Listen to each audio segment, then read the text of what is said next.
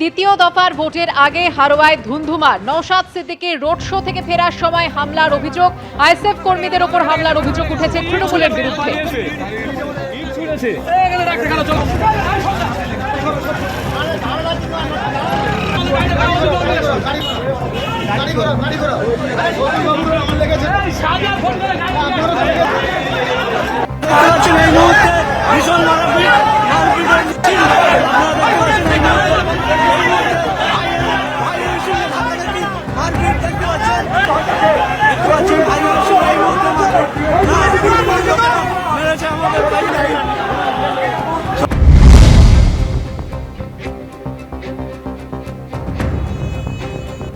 এ নিয়ে বিস্তারিত জানবো, কথা বলে নেব আমাদের প্রতিনিধি সমীরণ পালের সঙ্গে। সমীরণ, কিভাবে এই গন্ডগোলের সূত্রপাত, পুলিশ কি বলছে?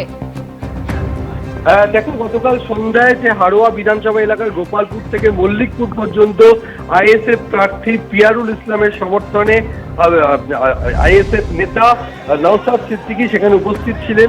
রোড শো চলছিল এবং মল্লিকপুরে যখন রোড শো শেষ হয় সেই সময় যখন আইএসএফ কর্মীরা বেরিয়ে যাচ্ছেন সেই সময় নওশাদ সিদ্দিকীর সামনেই তৃণমূল সমর্থকরা তাদের উপর হামলা চালায়। নওশাদ সিদ্দিকীর গাড়িতে আক্রমণ করার চেষ্টা করে, সেই সময় আইএসএফ কর্মীরা বাধা দেয়। তার পাশে একটি প্রচার গাড়ি ছিল, সেই প্রচার গাড়ির মাইক এবং গাড়িতে ভাঙচুর চালায় তৃণমূল সমর্থকরা। লাঠি, বাঁশ, ধারালো অস্ত্র নিয়ে হামলা চালানো হয়। কাছেই হামাদামা বাজার, সেখানে তৃণমূলের পক্ষ থেকে একটি নির্বাচনী সভা চলছিল। সেই সভা থেকে তৃণমূল কর্মীরা এসে অতর্কিত হামলা চালায় এবং বেশ কয়েকজন আইএসএফ সমর্থক জখম হয় এবং তাদের মধ্যে দুজনকে অপহরণ করে নিয়ে যাওয়ার অভিযোগ ওঠে। এর প্রতিবাদে হারোয়া রোড তারা অবরোধ করে, ট্যাঙ্ক জ্বালিয়ে বিক্ষোভ দেখাতে থাকে। প্রায় 1 ঘন্টার বেশি সময় ধরে অবরোধ চলে।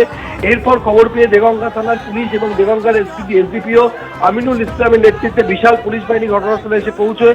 পরবর্তীকালে বারাসাত পুলিশ জেলার পুলিশ সুপার পুষ্পা এবং অন্যান্য পুলিশ আধিকারিকরা গিয়ে পৌঁছন। কেন্দ্রীয় বাহিনী পৌঁছয়।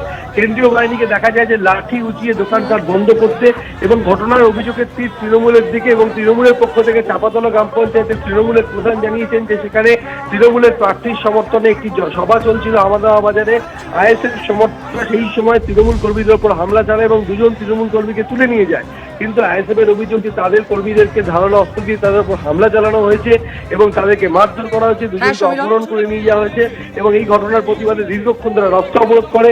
এই ঘটনায় সামাল দিতে গিয়ে একজন এসআই, একজন কনস্টেবল জখম হয়েছে, তাদেরকে স্থানীয় হাসপাতালে নিয়ে যাওয়া হয়। পুলিশ সুপারের নেতৃত্বে কেন্দ্রীয় বাহিনী গভীর রাত পর্যন্ত টহল দেয়। পরবর্তীকালে পরিস্থিতি নিয়ন্ত্রণে আসে।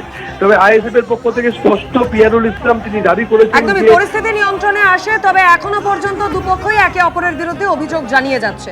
এবিপি আনন্দ, এগিয়ে থাকে, এগিয়ে রাখে।